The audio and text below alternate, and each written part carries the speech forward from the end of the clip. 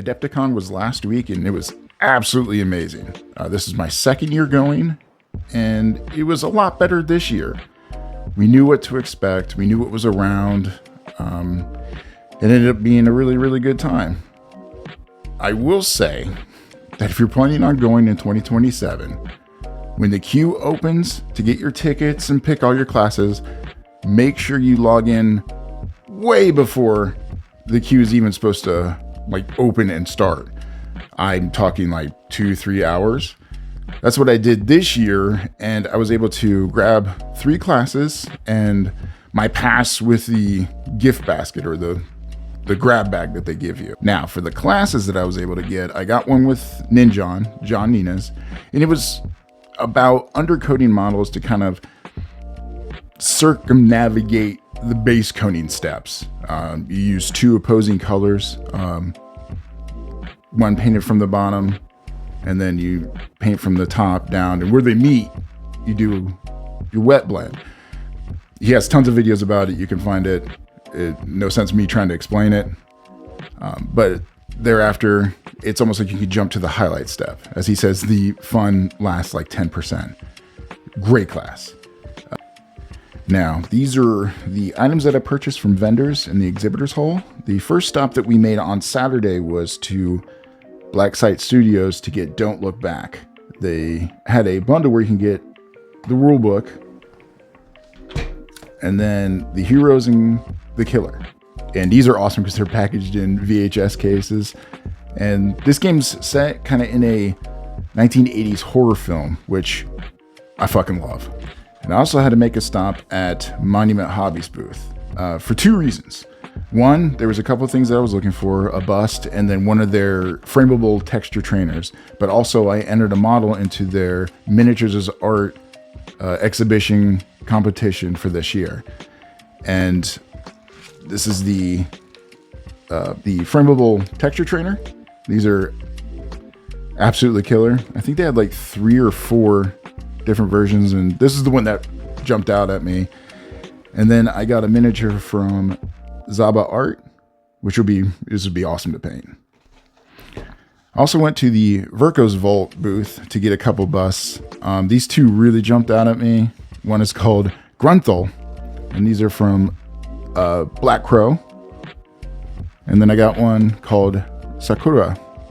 Again, this is from Black Crow. Should be really awesome to paint. And the only Games Workshop thing that I purposefully bought was I got the Cadia Unbroken commemorative miniature. I really like this one. It seems tiny, a lot of tiny detail, but that's par for the course for Games Workshop. Now, the main reason I went to Adepticon is I competed in Golden Demon again this year. Last year, didn't expect to win anything. This year, went into it with the same kind of mentality or expectation, but I ended up winning a notable pin for my entry into Age of Sigmar single miniature. I pinned up a Merc Knob with Belcher banner, and that was unexpected. I also pinned up the Harbinger of Decay and entered it into diorama, but I think that was the incorrect category to enter it. Maybe it should have went into open, because I feel like it just didn't fall into any real category. It was kind of too big to enter into single miniature for Age of Sigmar. It didn't really make sense to enter as a warband. So I'm gonna tweak it a little bit. Maybe add some more of little nurglings and some other bits and doodads to it, and maybe enter it say for instance the Squidmar Open that happens at the end of 2026 into 2027. I don't know. I haven't made up my mind. It may also just be that I painted it for this intention. It's now just going to be, on my shelf, display cabinet, and chalk it up to experience. Seeing the little notable pin next to my Merc Knob was a wonderful feeling. it's one of those feelings where I feel like I'm on track when it comes to display level painting. I don't know, it's hard to put into words. All that work, and it was a good feeling. I felt good. I started my Golden Demon project all the way back in September of 2025. And the idea was I would have plenty of time to work on,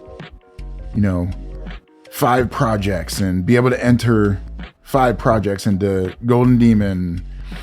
It just, that did not fit my personality.